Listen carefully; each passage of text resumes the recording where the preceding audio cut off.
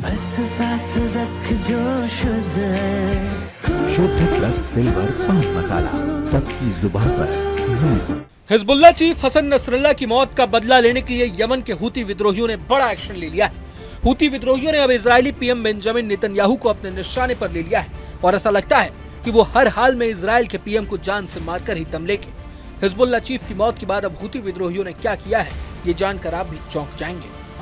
Israeli प्रधानमंत्री Benjamin Netanyahu की America की यात्रा से लौटते ही तेल अवीव अंतर्राष्ट्रीय हवाई अड्डे सहित पूरे मध्य इजराइल में हवाई हमले के सायरन बजने लगे। इजरायली सेना ने कहा कि सायरन बजने की कुछ ही देर बाद यमन से दागी गई मिसाइल को मार गिराया गया है। इसमें किसी के हताहत होने की खबर नहीं है। ये तत्काल पता नहीं चल पाया है कि मिसाइल हमला नेतन्याहू के विमान को लक्ष्य करके किया गया था या नहीं, लेकिन नेतन्याहू ने हिजबुल्लाह चरमपंथियों के खिलाफ इजराइल की लड़ाई में बढ़ते संकट से निपटने के लिए अमेरिका की अपनी यात्रा को बीच में रोक दिया।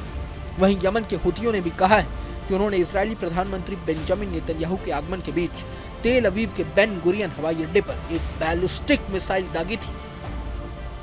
दरअसल लेबनान के चरमपंथी समूह हिजबुल्लाह को पश्चिम एशिया में एक शक्तिशाली अर्धसैनिक और राजनीतिक ताकत में तब्दील करने में अहम भूमिका अदा करने वाला संगठन का सरगना हसन नसरल्लाह इजरायली हवाई हमले में मारा गया है। इजराइल के chief of staff lieutenant general Herzi Halevi ने शनिवार को कहा कि नसरल्लाह का खात्मा अंत नहीं है।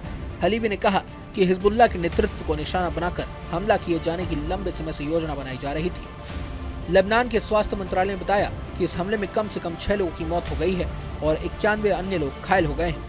नसरल्लाह 3 दशक से अधिक समय से हिजबुल्लाह का नेतृत्व कर रहा था।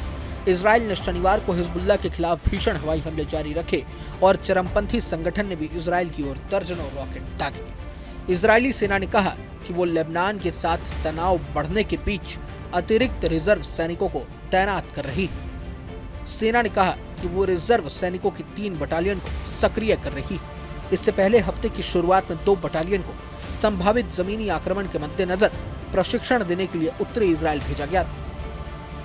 लेबनान की राजधानी में इस हमले के कारण संघर्ष के पूर्ण युद्ध में बदलने की आशंकाएं प्रबल हो गई।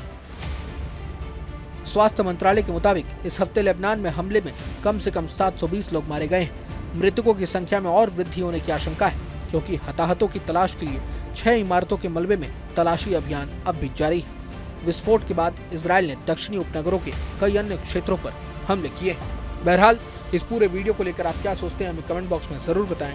अगर आपको ये वीडियो पसंद आए तो लाइक करें और चैनल को सब्सक्राइब करें। वहीं तमाम बड़ी खबरों के लिए देखते रहें न्यूज़ नेशन। बस साथ रख जो शुद्ध है। शुद्ध प्लस सिल्वर पान मसाला, सबकी जुबान पर। न्यूज नेशन अब व्हाट्सएप पर। खबरों की ताजा अपडेट के लिए न्यूज नेशन के इस QR कोड को स्कैन करें।